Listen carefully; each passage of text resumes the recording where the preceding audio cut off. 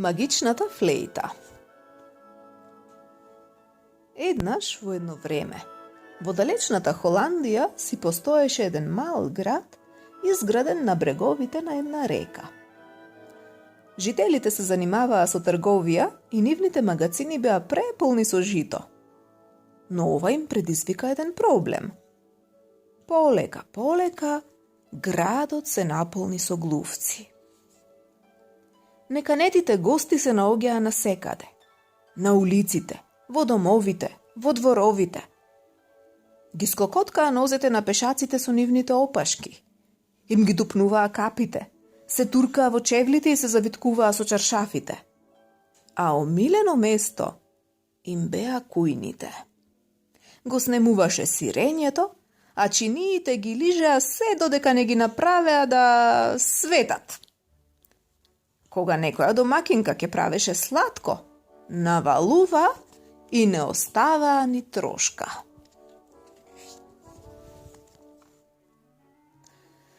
Жителите на градот решија да се пожалат кај градоначалникот. По малку време градоначалникот излезе на балконот. Изгледаше збунето пред разлутената маса. "Смирете се", им рече. "Општинското собрание реши да понуди 1000 форинти за тој што ќе го ослободи градот од глувци." Следниот ден, еден чуден човек му се представи на градоначалникот. Беше облечен во шарени алишта, а на појасот му висеше една флејта. "Можам да ги избркам глувците од вашиот град", рече. "Со мојата флејта можам да ги привлечам сите животни. Ако ми ги дадете тие 1000 форинти, ќе го спасам вашиот град." "Во ред", одговори градоначалникот. "Но како се викате?"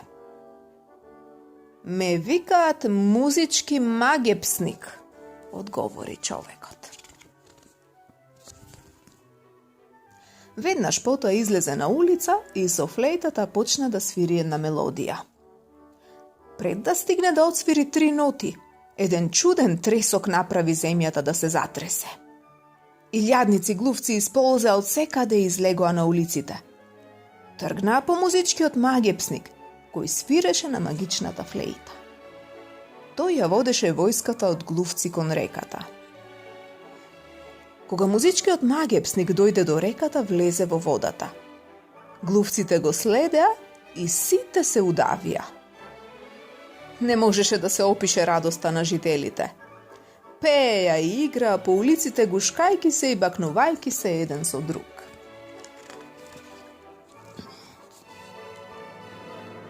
Кога музичкиот магепсник отиде да си ја побара наградата, градоначалникот си помисли дека со овие пари би можел да организира една голема забава. За жал, и жителите на градот се согласија со него. "Зошто да ти дадеме 1000 форинти?" му рекоа. "Не направи ништо посебно, само отсвои неколку ноти на флејтата. Ќе ти дадеме само 50 форинти." "Останете си на ветеното како што останав јас", им врати музичкиот магепсник. "Ако не, ќе зажалите." "Зар мислиш дека ќе ни исплашиш, нерани мајко?" му подвикнаа. "Нема да ни ги земеш парите." Музичкиот магепсник ги погледна налутено и си отиде.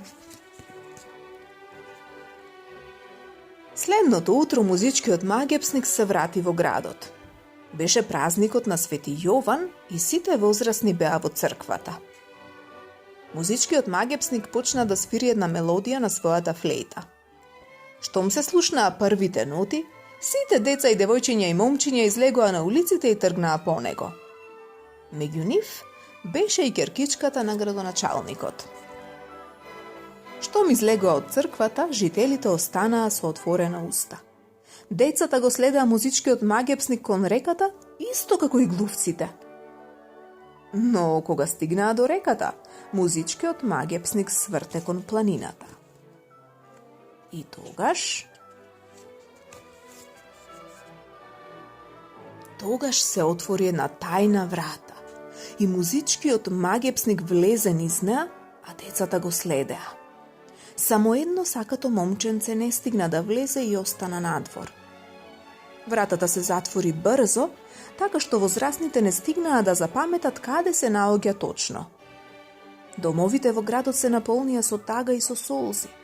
Сите се каја зошто ги изгубија своите деца поради лакомост. Градоначалникот донесе закон со кој се забрани секаква музика во градот. Децата никогаш не се вратија. Многу години жителите на градот испраќаа гласници на запад и на исток, на југ и на север, за да ги најдат. Сакатото момченце, кој не успеа да ја помине вратата, им велеше дека музичкиот магепсник им ветил дека ќе ги однесе во земјата на чудата, каде што за секогаш ќе живеат среќни.